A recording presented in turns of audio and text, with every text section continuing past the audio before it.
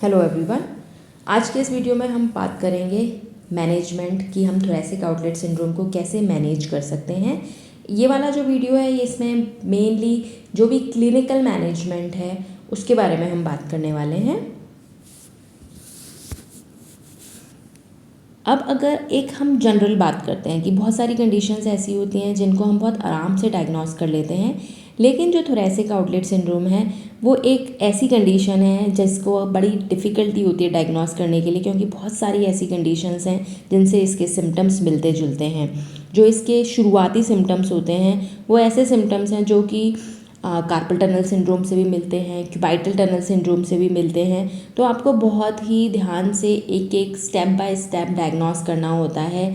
बाकी जो specific conditions हैं उनके जो स्पेशल टेस्ट हैं उनको आप परफॉर्म करेंगे।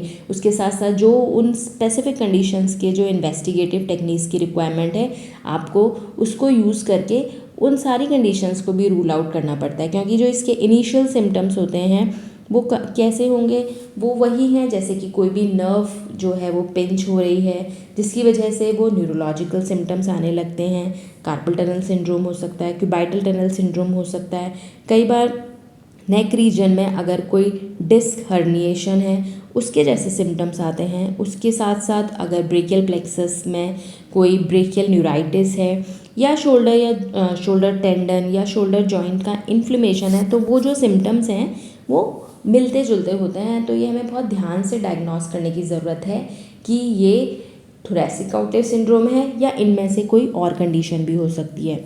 डिफरेंशियली हम जो डायग्नोस करते हैं जो सिमिलर कंडीशंस हैं वो हैं, एक तो हमारा acromioclavicular joint injury, cervical disc injuries, cervical discogenic pain syndrome, cervical radiculopathy, clavicle fractures, elbow and forearm overuse injuries, shoulder impingement syndrome, thoracic disc injuries and thoracic discogenic pain syndrome. तो जब आप अपना आंसर लिखते हैं किसी भी ऐसी clinical condition के बारे में तो उसमें अगर आप डिफरेंशियल डायग्नोसिस का एक पॉइंट ऐड करते हैं तो डेफिनेटली वो आपको कुछ ना कुछ एक एडिशनल मार्किंग ज़रूर देके जाएगा। तो आप अपने आंसर में डिफरेंशियल डायग्नोसिस ज़रूर ऐड करिए। अब ट्रीटमेंट देखते हैं। अगर आप न्यूरोजेनिक थोरेसिक आउटलेट सिंड्रोम का ट्रीटमेंट कर रहे हैं तो जो फिज़िकल थेरेपी है इसमें मैंने बहुत डिटेल में कोई फ़िज़िकल थेरेपी का पार्ट नहीं लिया है, क्योंकि ये पीटी इन ऑर्थोपेडिक्स का अकॉर्डिंग नहीं बनाया है। उसके लिए एक अलग वीडियो बनेगा जिसमें हम एक एक्सरसाइज प्लान और कुछ और पोजीशंस को हम फॉलो कर सकते हैं। लेकिन एक जनरल अगर हम देखें टर्म में तो जो फिज़िकल थेरेपी है वो मेनली क्या करेगी, यहाँ पे वो हम एक्सरसाइजेस कराएंगे जिससे हम स्ट्रेचिंग एंड स्ट्रेंथनिंग कराएंगे जो भी जिस मसल की जो रिक्वायरमेंट है। उसके साथ साथ जो हम मेडिकेशंस देंगे वो मसल रिलैक्सेंट्स दिए जा सकते हैं, आइब्यूप्रोफेन, नेप्रॉक्सिन जो कि पेन रिलीफ और स्वेलिंग के लिए पेशेंट को दिए जाते हैं। Non steroidal anti inflammatory drugs हैं जो एक इफ़ेक्टिव ट्रीटमेंट का प्लान के अंदर आता है। उसके साथ साथ जो बोटॉक्स के शॉट्स दिए जाते हैं, बोटॉक्स शॉट क्या होते हैं, वो एक शॉट होते हैं जो कि मसल में दिए जाते हैं नेक के बेस पे, जिससे कि वो एरिया रिलैक्स होता है और जैसे ही वो टाइट एरिया रिलैक्स होता है तो आपको पेन में रिलीफ मिलता है। अब ये जो भी बोटॉक्स के शॉट्स होते हैं ये मैक्सिमम टू मैक्सिमम 3 महीने तक चलते हैं। उसके बाद इसके इंजेक्शंस का रिपीटिशन की रिक्वायरमेंट रहती है।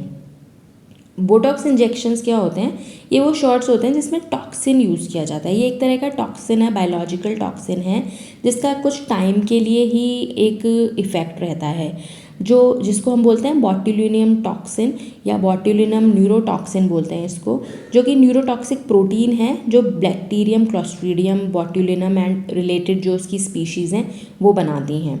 तो ये तो है इसका मेडिकल मैनेजमेंट। लेकिन कई बार जब ये मेडिकल मैनेजमेंट से भी हम कंडीशन को नहीं कंट्रोल कर पाते तो सर्जरी की जाती है।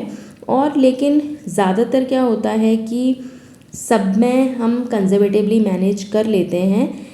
अदरवाइज़ जब बहुत ही सीवियर कंडीशन है then will go for the surgical management.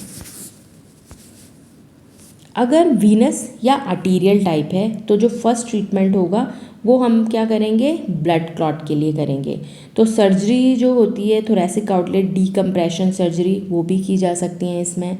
उसमें क्या करते हैं सर्जन, वो स्पेस को ओपन करते हैं नर्व्स के लिए, ब्लड वेसल्स के लिए, जिससे उनका पैसेज जो है वो ईजी हो जाए।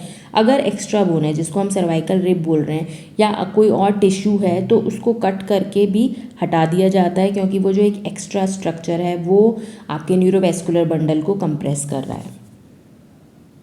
Surgery generally arterial thoracic outlet syndrome के लिए ही रिकमेंड की जाती है, जिसमें जो हमारी स्कैलेनी मसल हैं उन दोनों को रिमूव किया जाता है। उसके साथ साथ अगर सर्वाइकल रिब भी है तो सर्वाइकल रिब को भी हटाया जाता है। बाकी जो और ट्रीटमेंट हैं उसमें ब्लड थिनर दिए जाते हैं। ब्लड थिनर इसलिए दिए जाते हैं जिससे कि जो क्लॉट बन रहे हैं उसको आप ट्रीट कर सकें। अब ये इसकी कुछ कॉम्प्लिकेशंस होती हैं, जैसे कि पेन और स्वेलिंग होता है आम में, जो कि बहुत इजीली जाता नहीं है, बहुत सीवियर पेन होता है पेशेंट को, नर्व डैमेज हो सकती है। उसके साथ साथ जो अगर ब्लड फ्लो की प्रॉब्लम्स होती हैं आर्टीरियल टॉस में, तो वहाँ पे कुछ गैंग्रीन बन जाते हैं। उसके साथ इस्चीमिक अल्सर्स बनने के भी चांसेस रहते हैं, जो कि जनरली फिंगर्स तक पहुँच जाते हैं। और ब्लड क्लॉट तो एक बहुत बड़ी कॉम्प्लिकेशन है आर्टीरियल थोरैसिक आउटलेट सिंड्रोम में। So this was all about management of thoracic outlet syndrome. So आने वाले वीडियोस में मेरी कोशिश रहेगी कि मैं कुछ फिजिकल थेरेपी के पार्ट को भी इसमें ऐड करूं। So till then stay connected with us. Thank you so much.